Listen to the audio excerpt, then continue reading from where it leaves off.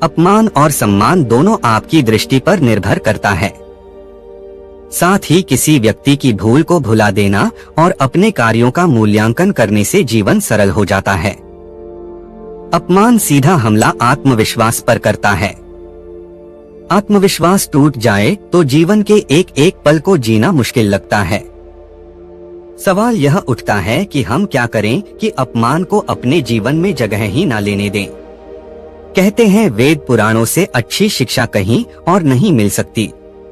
तो आइए जानते हैं एक ऐसी ही कहानी के बारे में जिसे अगर आप अपने जीवन में उतार लेंगे तो अवश्य ही इस दुविधा से दूर हो जाएंगे। अगर आपको भी अपने अपमान का डर है तो ये कहानी आपकी मदद करेगी। बुद्ध की कहानियां जीवन के मर्म को उद्घाटित करती हैं और हमें राह दिखाती हैं। यह एक जीवन से जुड़ी हुई कहानी है। हमें उम्मीद है कि गौतम बुद्ध की ये कहानी आपको पसंद आएगी, इसलिए वीडियो को अंत तक जरूर देखिए। तो चलिए शुरू करते हैं आज की कहानी। एक बार बुद्ध एक गांव से गुजर रहे थे। उस गांव के लोग उन्हें पसंद नहीं करते थे। उन लोगों ने बुद्ध को घेर लिया और उन्हें बुरा भला कहने लगे। गांव वालों का सरदार सबसे ज्यादा नाराज था। वह तो बुद्ध को गालियां ही देने लगा, पर बुद्ध इस सबसे बेपरवाह मंद मंद मुस्कुराते रहे। सरदार काफी देर तक बुद्ध को गालियां देता रहा, लेकिन कुछ ही देर में उसका मुंह सूखने लगा, जिससे वह चुप हो गया। यह देखकर बुद्ध बोले, अगर तुम्हारी बातें समाप्त हो गई हों तो मैं आगे बढ़ूं। मुझे आगे वाले गांव में जाना है। वहां के लोग मेरी प्रतीक्षा कर रहे होंगे। यह देखकर गांव का एक व्यक्ति बोला, हम लोग तुम्हारा अपमान कर रहे हैं, तुम्हें गालियां दे रहे हैं, लेकिन तुम इसका जवाब देने के बजाय मुस्कुरा रहे हो। तुम इसकी प्रतिक्रिया क्यों नहीं देते? बुद्ध बोले, वत्स, तुमने आने में तनिक देर कर दी। यदि तुम 10 वर्ष पहले आए होते तो मजा आ जाता, क्योंकि 10 वर्ष पहले मैं भी तुम्हारी तरह था। अगर उस समय तुम मुझे बुरा भला कहते गालियां देते तो मैं भी क्रोधित हो जाता। मैं तुम्हें इससे भी अधिक गालियां देता, हो सकता है हाथापाई पर भी उतर आता। पर अब मैं आगे बढ़ गया हूँ। अपना क्रोध घृणा सब पीछे छोड़ आया हूँ। अब मैं उस जगह पर पहुँच गया हूँ जहाँ तुम्हारी गालियां पहुँचने में असमर्थ हैं।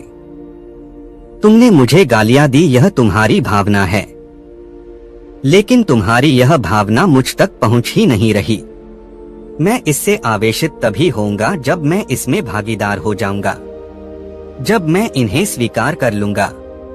लेकिन मैं तो तुम्हारी इस क्रिया से निरपेक्ष हूँ, इससे बहुत दूर हूँ, इसलिए मैं अब भी पहले की तरह शांत हूँ। यह सुनकर सरदार बोला, अरे ऐसे कैसे? मैंने तो तुम्हें गालियां दी हैं, और वो भी पूरे गांव वालों के सामने दी हैं। फिर उसे लेने या न लेने का क्या मतलब है? बुद्ध बोले, वत्स, कल मैं एक गांव में गया था। वहां के लोगों ने मेरा प्रवचन सुना। वे बहुत प्रसन्न हुए। गांव का मुखिया मेरे लिए मिठाई लेकर आया और उसे खाने का आग्रह करने लगा। मैंने कहा कि मेरा पेट भरा हुआ है, इसलिए मैं इसे ग्रहण नहीं कर सकता। यह सुनकर वह व्यक्ति मिठाई वापस लेकर चला गया, क्योंकि जब तक मैं कोई चीज लूंगा ही नहीं तो कोई मुझे कैसे दे पाएगा? इसमें तो मेरी सहमति आवश्यक है ना? हाँ, ये तो है।